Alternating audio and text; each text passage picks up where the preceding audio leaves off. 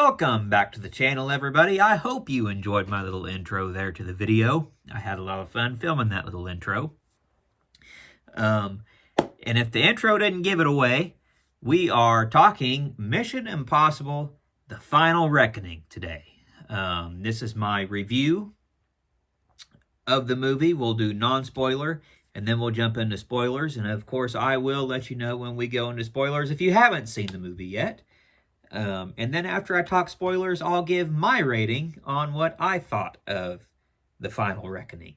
So you'll want to stick around for that rating. You won't want to miss it. I want to show something. I got something at the theater here. When I went to it, we went to the 4DX and saw this in 4D. I wanted to see it in IMAX, but the wife and the kids, they wanted to see it in 4D and have that 4D experience. So I got this cool...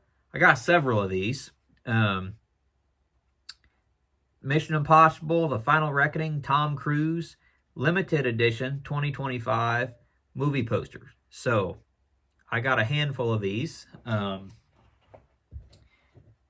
think I might maybe try to do a giveaway on my channel here sometime soon. And I think I got 5 of those posters. One, of course, I'll get framed.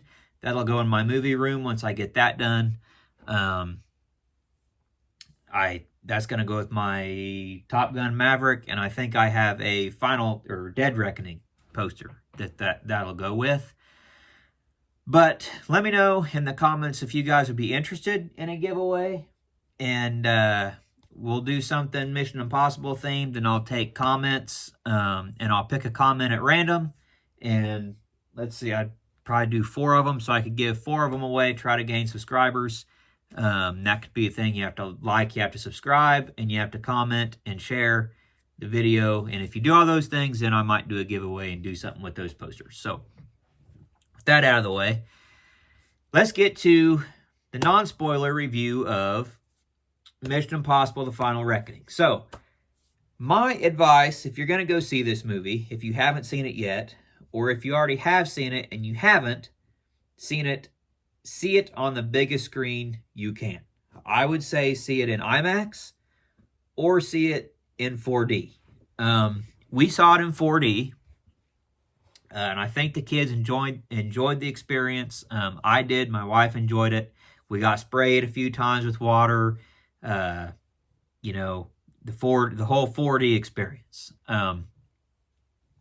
I will say it is a long movie, and it feels like a long movie. Now, I knew it was long. That didn't necessarily bother me because Tom Cruise doing Tom Cruise things and Mission Impossible, I could watch all day. So I wasn't bored with the length, but it does feel long. And a few of the stunts do probably go longer than what they need to be, but it doesn't take you out of it by any means. That was really kind of my only complaint, was that it does feel long. There was a couple scenes that I didn't really understand their logic on the creative decision that they did with the scenes, but I'll get to that in the spoiler review. But overall, my only complaint really was it does feel long at points, but the stunts, I mean, Tom Cruise and Christopher McQuarrie knocked it out of the park with the stunts on this movie. The story was good. The characters are well written. 30 years, 29 years, we've had these characters, especially Tom Cruise, and his story is great. They do tie in. Every movie before this is intertwined in this movie. All 7 movies are intertwined, and I really liked how they handled it. It didn't feel like anything was really shoehorned in. The writing was, like I said, great. They explain things. At some points, they kind of explain things too exponentially, but it works. let's see, what else can I talk about? Is it the final reckoning? I would say the box office has to prove that. I don't believe it's the final Mission Impossible movie we'll ever see, but once the box office talks, I think there's gonna be talk of another, especially since they're making a Top Gun 3. That is confirmed, by the way. So let's see. I think let's just go ahead. We're going to get into spoilers right now. So if you haven't seen The Final Reckoning, you don't want to be spoiled, now would be the time to hop off. But if you have seen it, you can come back later and watch. So we're going to get into spoilers. Like I said, all 7 movies are intertwined into the story of this movie. Basically, everything that Ethan has done in the past comes back to the forefront and is dealt with and handled in this movie. Of course, Ethan Hunt is the only person who can save the world. He has a crucifix key from Dead Reckoning that he obtained at the end of that movie. Excuse me. Everyone is after Ethan to get this key.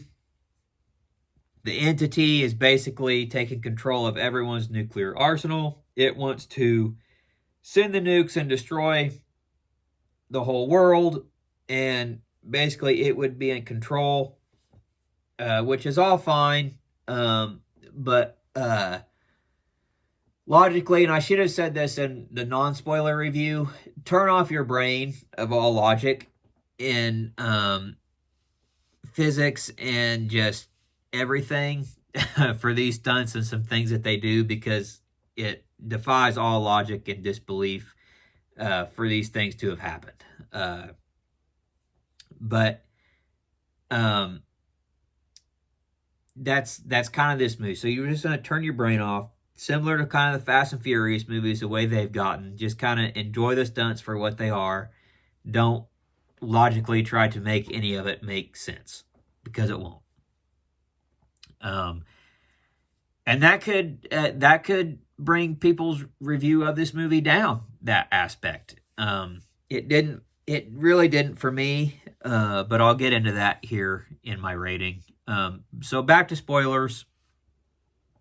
Basically, like I said, everything that he's done in the past was brought back to this. They bring back characters from the past. Everyone's trying to get these nukes, so they go on this mission. And basically the mission is that they're going to destroy the entity. And that was kind of my complaint, because if the entity fires nukes and destroys everything, the entity would be destroying itself at the same time. So that's why I said just suspend disbelief for this movie. Because if you try to analyze it and make it make sense and force it to make sense, it's not going to make sense. That being said, so Ethan has his team. Luther has made a device that has to be hooked to the device in the Sevastopol, which was a submarine that sank from Dead Reckoning. And once those are paired, they can basically hack in and trap the entity and pull the entity out and destroy it.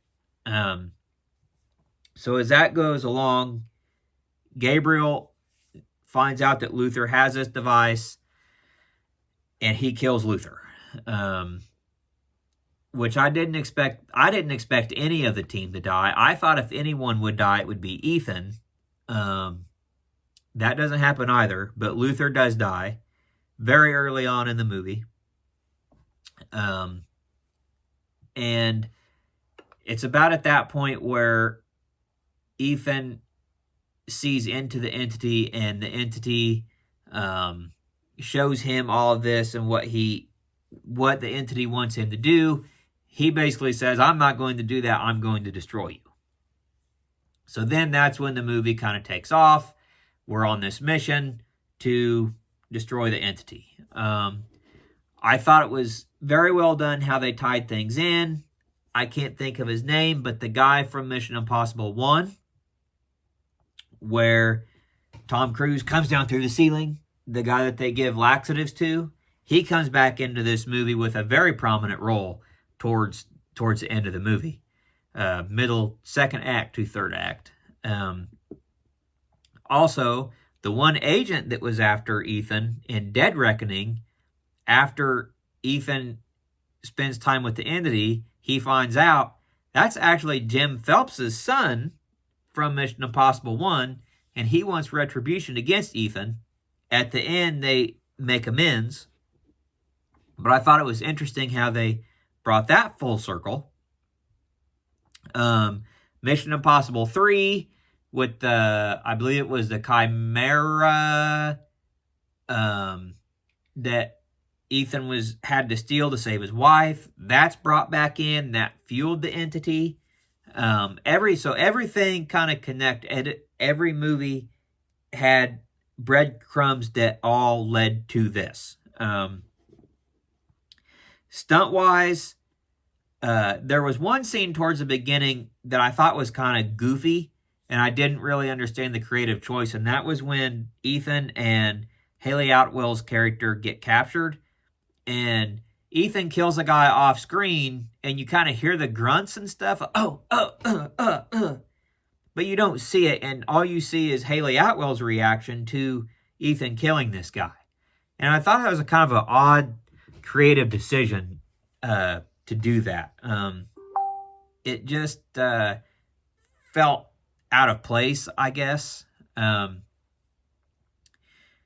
But it didn't take anything away from the movie. It just was an odd choice. Let's see, the big major stunts in the movie were the underwater scene, which it was a long sequence. Very much a long sequence. He goes down, I think 500 feet, they said, in this suit. And he has to get inside the submarine, use the key, pull the thing out, take the thing out of it, make it out of the submarine, make it back up to the surface, which is covered in ice. So his tracker has to be putting off his right location, and they have to cut him out of the ice, which he'll probably drown. But the ice should keep him cold, and they can bring him back if he drowns. So that was kind of the whole it's impossible that scenario they give you, which of course, and what I liked about that scene was it was quiet.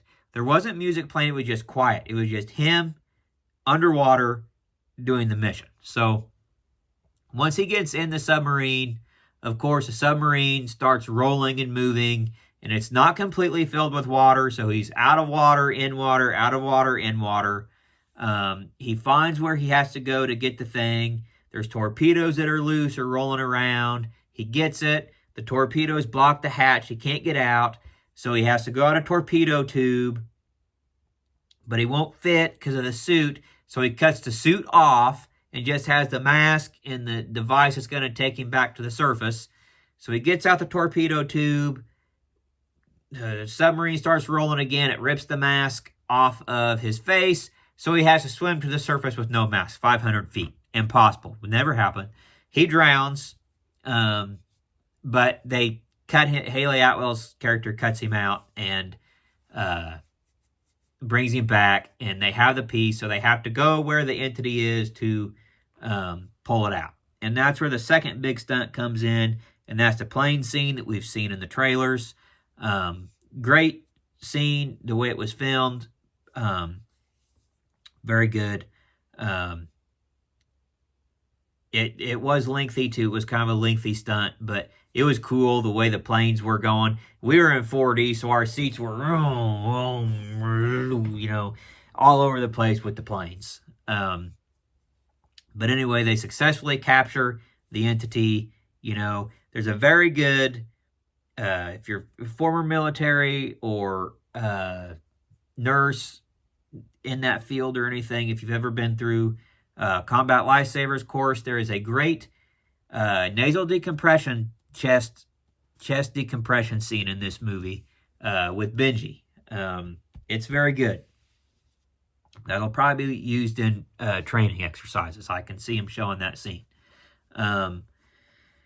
But like I said, yeah, it was good. It ends, you know, Ethan makes amends with everyone. He's cleared. His name is cleared. And the ending scene is they're all in this square and they all look at each other from across the way. And it's a nod to their oath that, you know, they live and die in the shadows for people that they'll never meet. And it ends, they all look at each other and nod, and they all go their separate ways. And the final shot is Ethan walking into a crowd, and he disappears. I believe he will be back.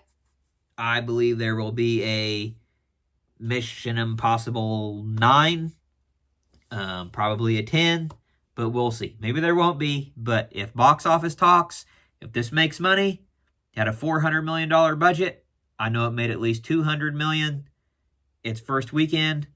So we'll see if it makes over that $400 million. I hope it does, because it's a spectacle to behold. This movie is. So much work was put into those stunts, and that's why I said, if you're going to go see this, see it on the biggest screen you can see it on. IMAX, 4D, spend the money, see it. You won't regret it. With that being said, we're going to go ahead and get into my rating of The Final Reckoning. And looks like on Rotten Tomatoes, it's sitting at an 80% fresh, certified fresh. That's 355 verified reviews. And the audience score, 5,000 plus verified ratings, which means you have to show your ticket, it has to be verified. It is sitting at an 89%. So definitely fresh, verified hot on the Rotten Tomatoes popcorn meter, and fresh on the tomato meter.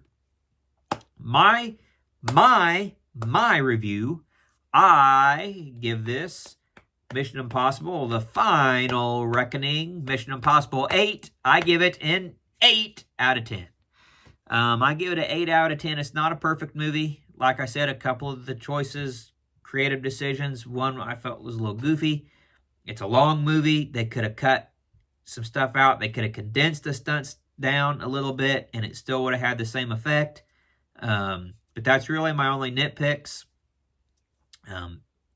8 out of 10.